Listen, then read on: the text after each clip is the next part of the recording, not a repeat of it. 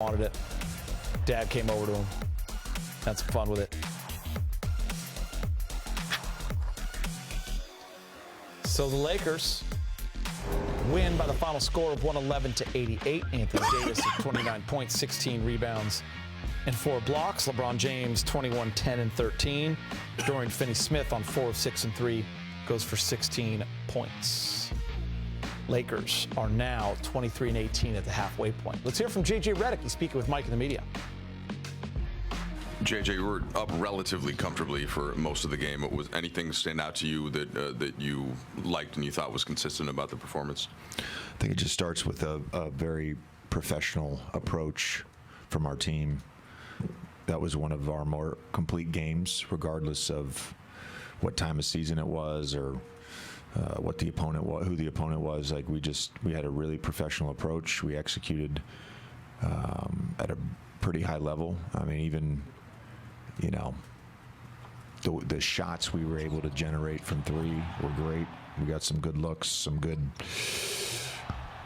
spacing that allowed us to attack where we didn't finish. I thought it was a great offensive game for us, and we probably didn't have a insane offensive rating game, but it was highly professional from us. And I think that started with AD.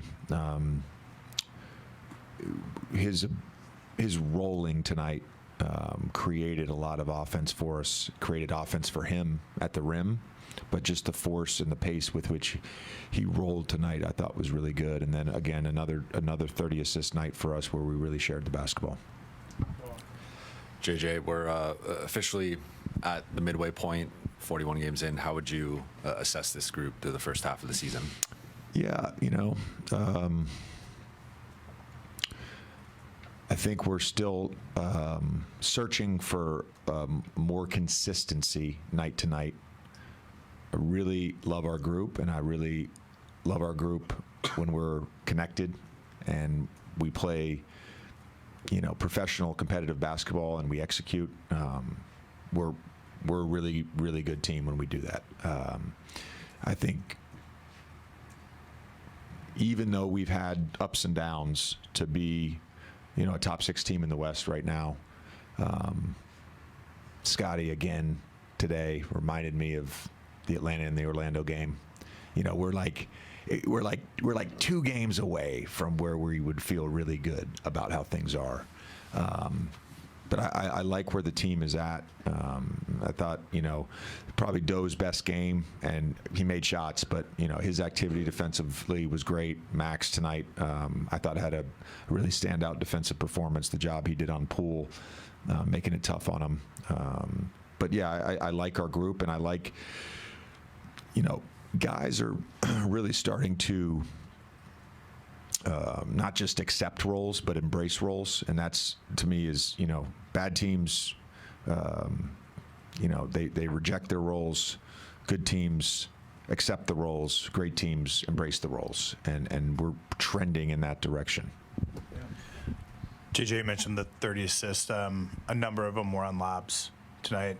The way you guys attacked their bigs, was that just reading the game? Was it cutting? And I guess as you guys search for connectivity offensively, what do those kinds of plays say about people being, connected in either 2 or at least 3-man groups? Yeah, some of it was creating an empty side. You think of the first ATO coming out of halftime was AR on an off-ball screen. On an empty side, got out to AD. Jackson, the lob in transition. Just talked pregame about our running patterns and just being very detail-oriented with that, which was good. And then AD just, again, just rolling hard, I thought was big for us. And there were several plays where he did roll in that first half. And look, they're not great with their low man. When their low man was there, it created a little bit of confusion. We were able to get them in rotation. Even shots we didn't make, we generated good offense from our bigs rolling tonight. The Lakers take on the Celtics at home on Thursday night. The game is on TNT at 7 o'clock, but we'll have full pregame coverage starting at 6, and after the game, you can switch back over to us. We'll have complete postgame coverage right here on Spectrum Sportsnet. Anthony Davis was dominant tonight in the win, 29 points, 16 boards, and 4 blocks. Lakers roll the Wizards. We'll hear from LBJ when we return. Access Sportsnet Lakers is brought to you by Pure Life, healthy hydration for the whole family. Steve Carl's cam, moment of the game. The game is the rebound by Reeves, and then just the over-the-shoulder lob. Look, offensive rebound. Reeves is in there, the only one. Retrieves it, and then sees his buddy for the lob. Roll them shoulders, roll them shoulders, roll them shoulders. That's almost like a worthy clap. Let's go inside the Laker locker room. LeBron is with Allie. Make a song out of that one. Ron, you've often mentioned that no matter who you play, you can be beat on any given night. What do you credit this win to? Our professionalism. I think we went out, we had a game plan, we executed that. I thought defensively we were great. We were in tune with what they wanted to do, what they tried to do, and offensively we shared the ball, limited our turnovers. We were really good. Tonight, game 41, how do you assess this squad here at the midway point? I don't know. I haven't even really gave us an assessment as far as the midway point, but I just, we want to continue to play good basketball, and obviously the Clipper game, the San Antonio game are not good games for us, but we got to try to continue to build and, throughout these next 41. So half the season is gone already, huh? That's crazy. You guys got Boston on Thursday, the defending champs. Last month or so, they haven't quite had the record they had the rest of the year, but the defending champs, they've been a good team for a few years now. As a leader of this team, what do you want to see when you go up against a team like that? The same we want to see every night when we go against any team. We just got to try to play our game, be physical defensively, share the ball offensively, communicate. I don't think it's even about Boston. Boston know who they are. We're still trying to, we're learning and getting better with what we want to do. So, obviously we will have a game plan set in place for such a great team, but they're in another place than we are. So. LeBron, along those lines, a couple times Washington tried to push. You guys took a timeout, but a quick response from your guys coming out of those timeouts to re-push the lead to double digits. What does that tell you about this team at this point in the season? I just learned from it. We learned from some of the mistakes that we made, and then call a quick timeout. Then we come back and we're able to make the quick adjustment, quick fix. So that's a good trade for us. I don't have Max's growth over the last couple of seasons.